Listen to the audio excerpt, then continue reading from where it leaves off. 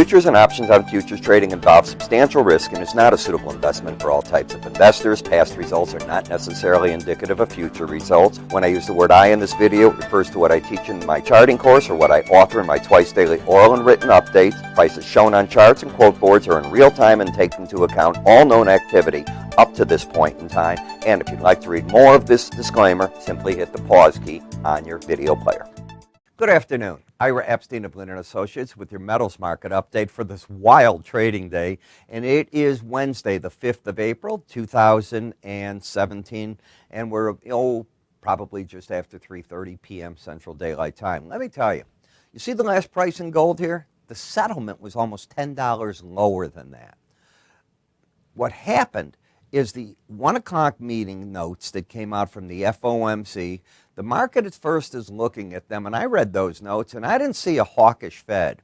I see a Fed that wants to taper its balance sheet, but let's face it, a lot of us would like to lose 20 pounds. When? That's the problem. When can they make their moves?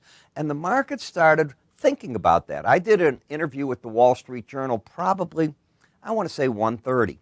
And I was asked about gold, and gold was down. And I said, it wouldn't surprise me if this market starts weakening, that the gold market will start getting a bid, because what I don't see is a Fed that is so aggressive here to do the rate hikes as fast as people say. As it turned out, the market bought into my idea, not that, I don't even know if it got published at that point, but it's out there in space, as I like to call it. So the gold, yeah, you're going to see a lower close than this, and that might cause it to have lost for today the embedded reading. But as you'll see with these last quotes, you don't have it lost. So tonight's going to be important. I've pointed out to you on the weekly chart that you've got the 18-day and, the 18-week and the 100-week moving average of closes at the same price, and the probability is strong, very strong, that unless gold falls apart tomorrow and the day after, for the week you're going to get a bullish crossover, and often that leads to a challenge of the upper Bollinger Band in this particular case, because we had a crossover to the downside here that didn't work, but notice that the price action never got under the 18-day average. Now it is over. It doesn't mean it has to happen, but could. This is not where the settlement today is. It's much lower than that. As I'm telling you, it's going to be in the 1248 level. Wouldn't surprise me with that. You can see how the market reacted off the low. You were down hard. You came back off 1245.40, and you're back up near the day's high right now. The key is, can you get through 1263.70, and are there stops waiting for the market above that? I wish I had the answer for you, because I'd know how to load up if I thought that was the case. I don't know. What I do know is the market was on the brink, and I use the word the brink, of creating a problem for the bulls. I looked at what was going on. The support's 1242.50. I was telling traders, if you get a close under 1240, you got to be out of it. It's just, unfortunately, a trade that isn't going to work. That doesn't mean it still will work, but that's what I was telling people, because I don't want to see that settlement under there. That would be the ugly part.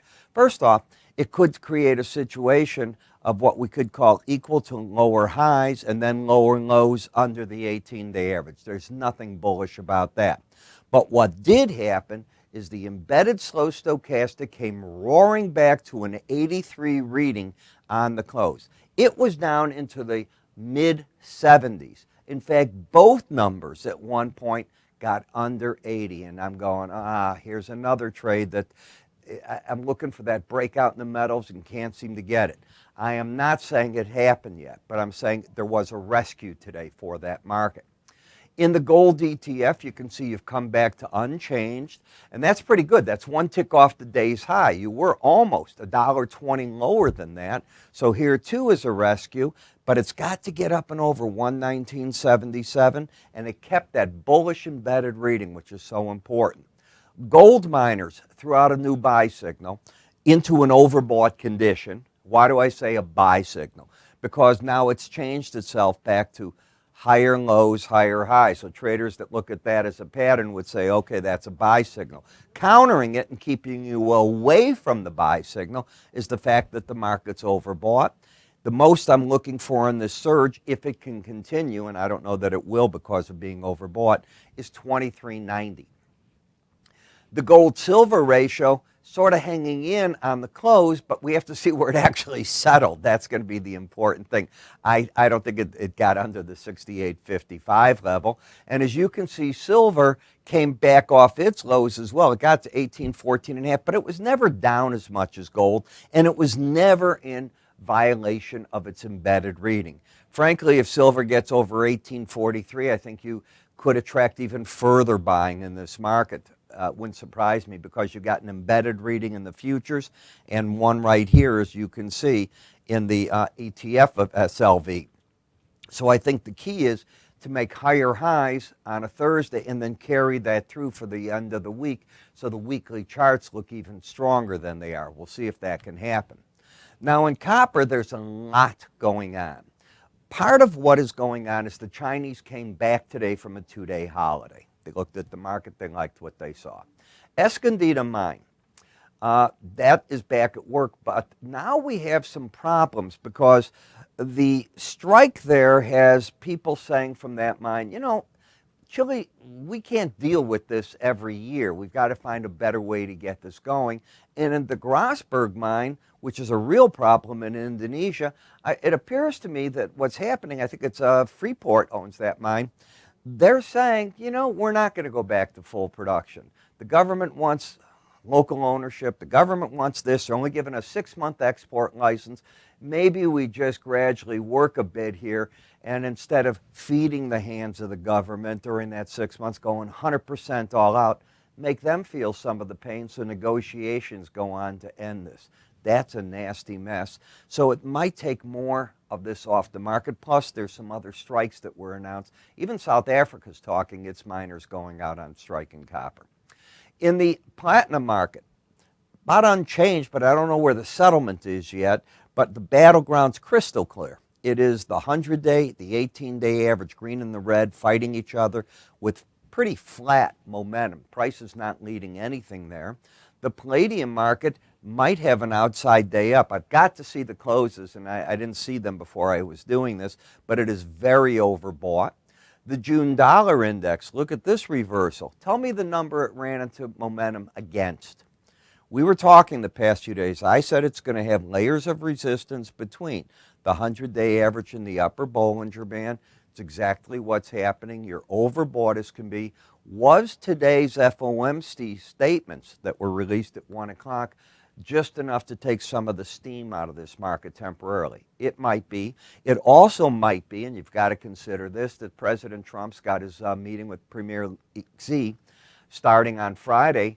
Is that meeting going to blow up in his face, or is something good going to happen? You know, if you get a protectionist war, is that any good for the dollar? You've got to worry about those things. So you put it all together and you wonder what you've got.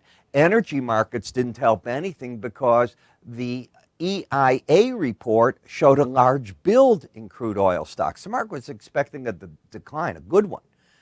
Didn't get it. So there's problems there, and that took some of the steam out of that market as well. I'm going to be writing tonight like mad about all that's going on, and I'll be doing it in the morning. But let me tell you the idea of what my market research is meant to be. It's meant to give you trade ideas. You don't have to follow me. You'll get commentary galore about what's going on here, what I'm seeing from a trader's perspective. And by the way, how you get all this, call us. You can go to our website. You can get it. You're going to have access to my morning video, which is super important because in the video you're watching right now, I am barred from saying buy here, sell there, put a stop here. I can't do that.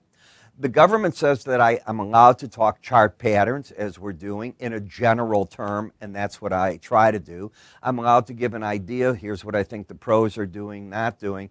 But you're certainly not going to get me to say buy here, sell there. That's where I do it.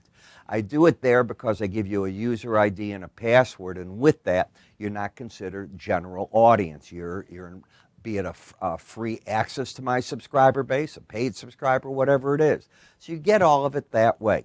Imagine at 9 in the morning, and that's why I got this coffee cup. You sit there, you take a sip of coffee. I'm running through 40 charts, and there are ETFs in there. I'm going to add more ETFs, by the way. And I'm just going with it, and you get an idea, or you say, you know, I wanted to do that anyways. You go, nah, I don't think Ira's right. It could be anything.